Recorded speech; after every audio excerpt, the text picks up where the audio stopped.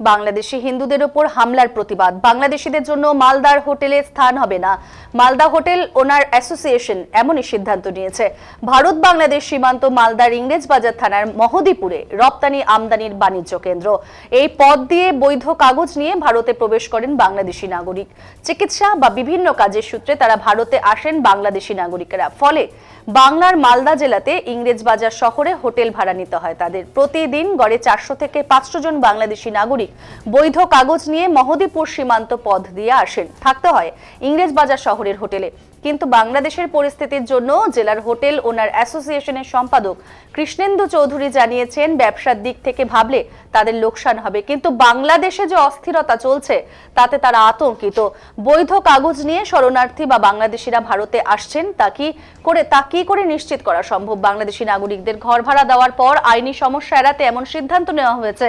Hotel ওনার অ্যাসোসিয়েশনের আরেক সদস্য ইমতাজ রহমান জানিয়েছেন, যেভাবে বাংলাদেশে অস্থিরতা চলছে তাতে যে কোনো সময় এখান থেকে দুষ্কৃতীরা কাজ করতে পারে, সেই কারণেই হোটেলে তাদের ওঠা নিষিদ্ধ করা হয়েছে।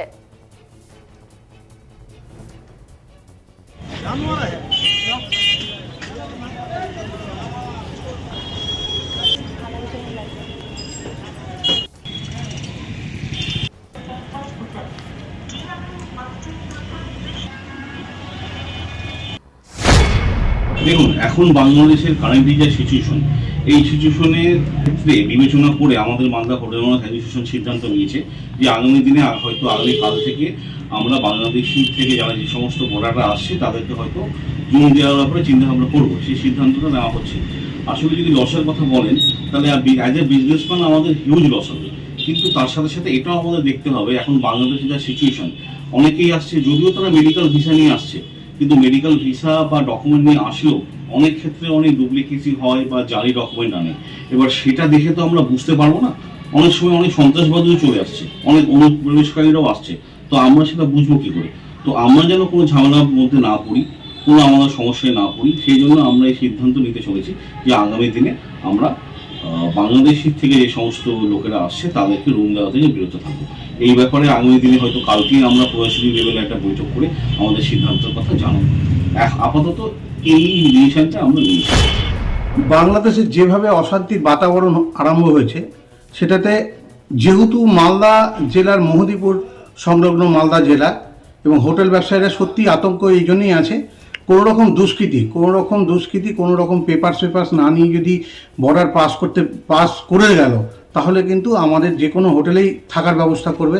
এবার যে কোনো হোটেলে যদি আমরা দিয়ে দিই, তারপরে কিন্তু আমাদের প্রশাসনের শিকার হতে হবে। প্রশাসন এসে আমাদেরকেই ধরবে যে এই লোকটাকে কিভাবে হোটেলে রাখা হলো। তার জন্য আমরা সিদ্ধান্ত নিয়েছি আজকে যে যারা ওই পার থেকে আসবে, আমরা সমস্ত ডকুমেন্টস ভেরিফিকেশান করে আমরা থানায় পাঠাবো। থানা থেকে ভেরিফিকেশান যদি করে, তারপরেই তাকে আমরা ঘর দেবো। অবশ্যই ঘর দেবো, ঘর না দিলে তারা কিভাবে থাকবে সেটাও আমাদেরকে দেখতে হবে, কিন্তু আমরা ভেরিফিকেশান করেই আমরা ঘরটা দেব।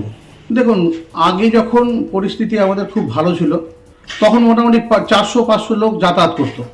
এখন কিন্তু বাংলাদেশ থেকে ভিসাও কিন্তু এখন দেওয়া হচ্ছে না, তার ফলে খুব কম সংখ্যক লোক বাংলাদেশ থেকে আসছে। খুব বেশি হলে 50-60 জন লোক আসছে, এর থেকে বেশি লোক আসছেও না। কিন্তু তার পাশাপাশি আমাদের হোটেল ব্যবসায়ীরা যে সিদ্ধান্ত নিয়েছে, এতে হোটেল ব্যবসায়ীদেরও লস হবে, কিন্তু তা সত্ত্বেও হোটেল ব্যবসায়ীর লস হলেও আমরা চাইবো যে আমরা হোটেল ব্যবসায়ীরা যাতে আমরা কোনো রকমভাবে বিপদের মধ্যে না পড়ি।